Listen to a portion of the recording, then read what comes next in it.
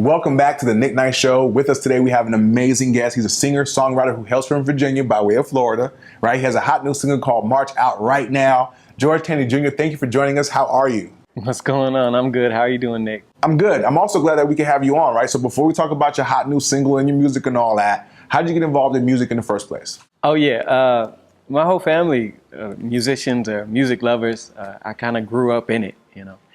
My parents had a band called the Tandy Band down in Miami. So while my mom was pregnant with me, they were still gigging and stuff. She likes to tell me, like, you hear that bass line right there? That's the reason you were born early, type of thing. So I lived in a household where when guests would come by, you move the coffee table and do that routine you just learned in dance, or like you sing a song or you play something on whatever instrument you're playing. And I started on clarinet, and band was kind of the beginning of this whole journey. Now, we see you in the video playing the piano, and we also know that you're a songwriter. So can you tell our audience about some of your other musical abilities? Keyboard primarily. I play keyboard. Piano, if there's a piano around, I get to mess with that, but keyboard primarily. And I just picked up the guitar recently, so that's a lot of fun. I'm figuring it out. I'm not performing with it yet, but I'm figuring it out. Basically, if it makes a sound, I'm going to try to make a song out of it. I was the kid beating on the table at the lunch table, you know what I'm saying? In the cafeteria, I was that kid. So, yeah. Now, I read somewhere that you were a hip hop dancer, which led to you being able to tour the world. Like, how did that help you in terms of transitioning to do your own thing? That was pretty amazing. That experience was pretty amazing. When I moved to Florida from Virginia, I was introduced to the dance world, the hip hop dance world, and freestyling and all that sort of stuff. And fortunately, I was given a lot of opportunities to express myself in that way. And I learned a lot about stage presence. I learned a lot about discipline, because we would have really long rehearsals and stuff like that. And then as the years passed, I would get pretty cool gigs. So I got a gig with a couple artists, and I traveled around the world and got to see some things that I probably wouldn't have been able to see otherwise. So very fortunate to have those experiences. It taught me a lot. When it comes to making music, right, who would you say are some of your biggest influences? Outside of my father, I'd have to say Michael Jackson was huge from early on, you know, just that passion for music.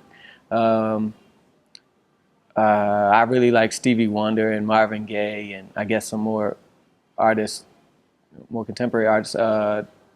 Probably John Mayer. I really like John Mayer and Jill Scott, everybody, and like the Roots and that whole Philly clique. I grew up in Virginia Beach, so I was really inspired by Timbaland and Pharrell and all those cats. So yeah. So listening to some of your music, it sounds like a mixture of things going on, right? So how would you classify it, and what would you say that your music is a mixture of? A friend of mine, a colleague of mine, he coined the term soulternative a few years back, and I felt like that was a really cool term. So I stole it from him.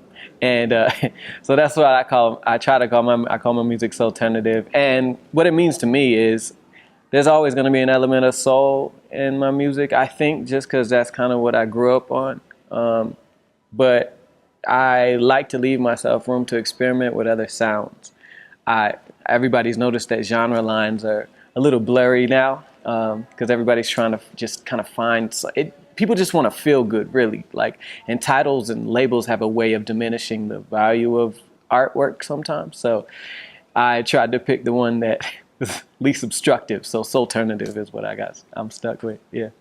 So I heard that you got your first big break while working at Starbucks. Can you tell us about that? Yeah, you know, I was just hustling, man. I was working in Starbucks. I was hustling those lattes and things, man. I was like, it was a great place to work.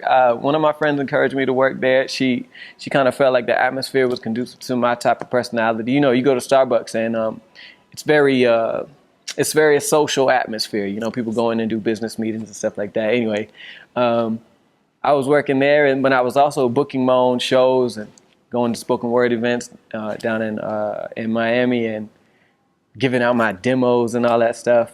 And one of my customers who came in repeatedly, I would always make his teas. He always wanted me to make his teas and stuff like that. And I just kind of got this vibe that he liked music. And I'm not sure if we talked about music after he heard me sing, or if I don't know. Somehow it came up that I did music, and he's the CEO of the label that I'm currently on. So we developed our relationship around me working at Starbucks and really trying to get people to know what I do outside of that job. So it's pretty cool. So for your hot new single, March, how'd you come up with that, and who did you work with? Yeah, March is a great song. I was just sitting at the keyboard. I actually wrote it quite a few years back. I was just sitting at the keyboard and messing around with some chords, and it had the original version of the song had a heavy backbeat to it, and it felt very militant. So I just started kind of mumbling March, just based off it feeling militant, and obviously it has a lot of sultry, romantic type of feel to it. It has that type of feel to it. But I wanted to find different ways to symbolize what March could mean for different people in different situations. So my challenge was creating a song that could be romantic but also impactful, and have like rises and falls and feel classical but also feel R&B. So anyway, that's what we ended up with. We ended up with the song March, and it's resonating with people. So I'm really grateful about that. Now, I want to show the viewers the music video and talk to you about what you have coming up next. Can you hang around for a little bit? Absolutely. Don't go anywhere. We'll be right back with George Tandy Jr. after this. The Nick Nice Show, sponsored by Hennessy VS. Never stop, never settle.